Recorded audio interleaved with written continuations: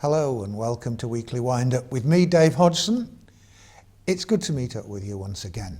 Now, public transport features heavily in most people's lives, doesn't it? Whether it works to your advantage or convenience or not. There's always someone who has to organise it and run it every single train and bus every day. My guest today is one such person, Paul Watson, Operations Director at the newly named TransPennine Express. Paul, first of all, thanks for being here. Let's get down to brass tacks. How much disappointment have last year's punctuality figures caused you, and why did it happen? Well, clearly, in a business that prides itself on its customer service, having anything that's below our customers' expectations is deeply disappointing, which is why we work so hard with our service partners to provide the best possible service. So deeply disappointing, but something we work on a day-to-day basis.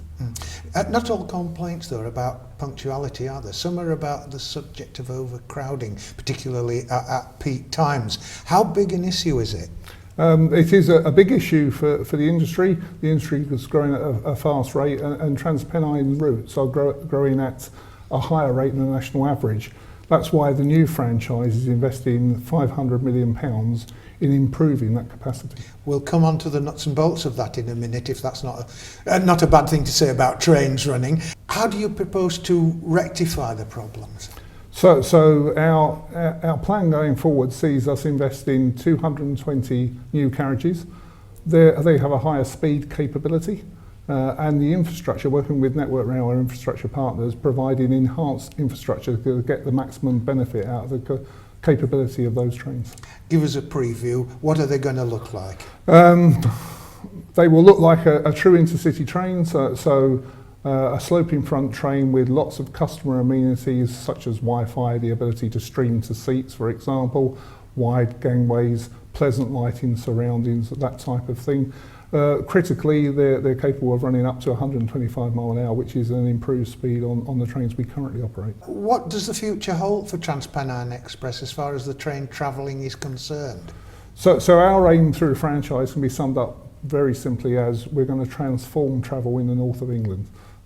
So everything about our offer, from the welcome onto the train, through the catering that's available on the train, to the speed of the train, the amount of trains there are, the capacity, and the destinations and connectivity will all be totally transformed from the previous offer over the coming 7 years. There is always the thorny issue of first class and standard class, isn't there? Now, you've improved a lot on the first class. Is that going to be a continuing trend? It is. Our first class offer is being completely rewritten. So the offer at seat service will be enhanced from what we've previously enjoyed, and also that'll be available on a much wider range of trains across a much wider range of our routes. Yeah, because they are wider now, aren't they? You are actually almost the sole proprietor of the franchise for the north of England. We are indeed, and it's a charge that we take very seriously, and we value all our customers for all parts of the routes that we serve. It's difficult to answer, but Northern was the contractor for some of them before, so you're going to be picking up a lot of local trains when you used to. Well, the name, it says it on the tin, doesn't it? TransPennine Express. Can you handle these trains that just shuttle about from one place to another? Yes, and indeed that's one of the ways in which performance will be improved. So one of the issues previously has been that we operate around each other, slower trains and faster trains, and pathing them together is quite difficult. Moving some of those across to the one franchise, the TransPennine franchise, will help us regulate that much better, and the customer experience therefore will improve. We think we've started on the right path. We started on April the 1st. Our performance has been much improved since that time. And indeed, the National Passenger Survey has just been released this week, and that shows an improvement of 2 percentage points in the score, which we hope is partly our customers realising that improvement. Yeah, I hope people realise, of course, that 2% doesn't sound much, but that's a heck of a lot of difference when you think how many trains are running every minute, every hour, every day, every year, without a break. Indeed, yeah. So moving on from that, I think one of the main complaints from the local service have been the old Pacers still running on their 4 wheels rather than 8 and chugging on 40, 45 years after they were built, and certainly at least 30 years after it was thought that they'd be on the scrap heap. Are you going to have to cope with those much longer? So Pacers are operated by the Northern franchise, but the government, as part of the franchise letting, has written those out at 2020. So they will disappear for the customer, the rail customer, in 2020.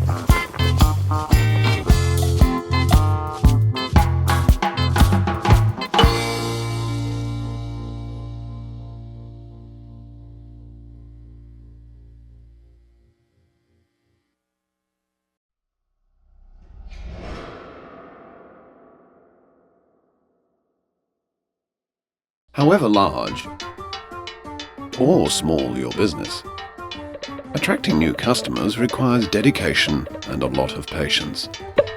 Just like fishing, but you also need the right gear. Rods, reels, lines, hooks, sinkers, lures, tackle box, tackle bag, net, bait, gas gloves, clothes, pocket knife, lunch. Or you could simply advertise with KLTV. Online, grow your business and your clientele. KLTV, your vision made reality.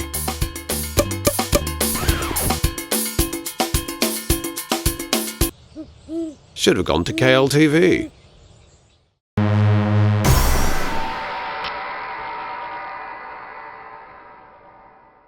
It must be rather difficult in planning ahead when you don't know exactly how much you might lose on passenger income. So one of the challenges from the rail operation is we're a walk-up service. Unlike the airlines, anybody can turn up at any time for one of our advertised services, and we are expected to cope with that demand at either end of the fluctuation. So in this business, we're driven by revenue growth. And what we think we can do is get the product right, market it correctly, make it attractive as an alternative means of transport, and grow our market. How do you go about getting to know what the public feel is attractive and is acceptable, and my goodness, settle back in the seat, this is so much better than the last one I went on? Yep, so the industry operates around a thing called the National Rail Passenger Survey that happens twice a year, and that's run by the Passenger Focus, the customer group. And we get feedback from that, but we also do our independent testing in the marketplace. So we do things like mystery shopping, we do survey in between the national surveys, and we ask and actively seek feedback. So any of your viewers that watch this are more than welcome, who travel with us, are more than welcome to give us feedback. We're very easy to find at tpenexpress.com. They can find us and give us feedback. It's always welcome. We always listen to it, good or bad, and we look to alter our service accordingly. Earlier in the programme I was talking about improved first class facilities, but I did notice when we were covering your reopening of the refurbished Huddersfield station that you had actually done some care for standard class too. I'm thinking particularly about the seats are now covered. Indeed. Yeah, so you'll see that across our entire customer offer. So the new, we will have 220 new carriages. They will be to a high spec. Oh, can I stop? I'd heard on the quiet that they were actually refurbished London stock. Is that right? So there will be 220 brand new built trains. We've cleared that up. Yeah. And we will refurbish our existing fleet to the same standard. And we will bring in, for capacity management purposes, you mentioned before, the crowding has been an issue. We will bring in some refurbished stock to bridge the gap between the present position and the new position later on next year. Thank you very much indeed for that. Lastly, and I think this is important, people can get a bit confused with all kinds of different offers. Is there any way in the future that things will be, as it were, standardised, and it will be more easy for us to understand as we're trying to book in advance? Yeah. So The industry is quite unique in the way that the cost of tickets are shared, because a lot of journeys work across It several must be operators. very difficult to work out It is. who gets what. It is. But through the Association of Train Operating Companies, all the companies are committed to making that as easy as possible going forward. Certainly as far as TransPennine is concerned, we have a drive on to make tickets really easy to understand, really straightforward for the journey that the customer wants, and very easy to access. So we will be going to mobile ticketing, tickets via your smartphone, that type of thing, and hopefully a website that is very explanatory about exactly what you're getting for your money.